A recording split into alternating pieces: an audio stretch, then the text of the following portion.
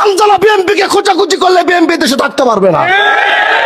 আপনারা রাজনীতি করেন শিবচর উপজেলা নিয়ে, হামজালা রাজনীতি করে গোটা বাংলাদেশ নিয়ে। আপনারা চিল্লা চিল্লি করবেন গ্রামে খেতে, হামজালা চিল্লা চিল্লি করবে বাংলাদেশের পার্লামেন্টে। আমার চুপ করে থাকা মানে বারবার বলছি এটা কোনো দুর্বলতা নয়। আমি নতুনত্বের রাজনীতি চাই।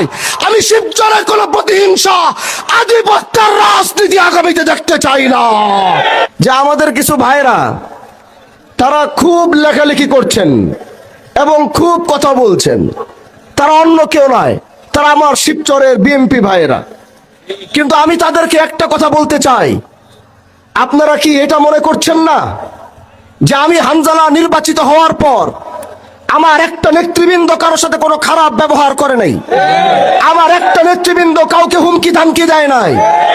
আমি হামজালা এমপি হওয়ার আগে যে আমার কতটুকু পাওয়ার ছিল এই শিবচরের মাটিতে, এটা কি আপনারা দেখেন নাই?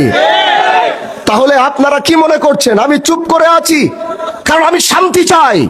আমি শিবচরের প্রত্যেকটা মানুষকে নিয়ে কাজ করতে চাই। আমি শিবচরের প্রতিটা দলের সদস্যদেরকে নিয়ে কাজ করতে চাই। আমার চুপ করে থাকা মানে আমার কোনো দুর্বলতা নয়। যদি মনে করেন হামজালার চুপ করে থাকা দুর্বলতা, তাহলে সেটা আপনাদের ভুল, আপনাদের চিন্তায় ভুল ধরেছে। হামজালার চুপ করে থাকা মানে হামজালা শিবচরের মাটিতে শান্তি চায়।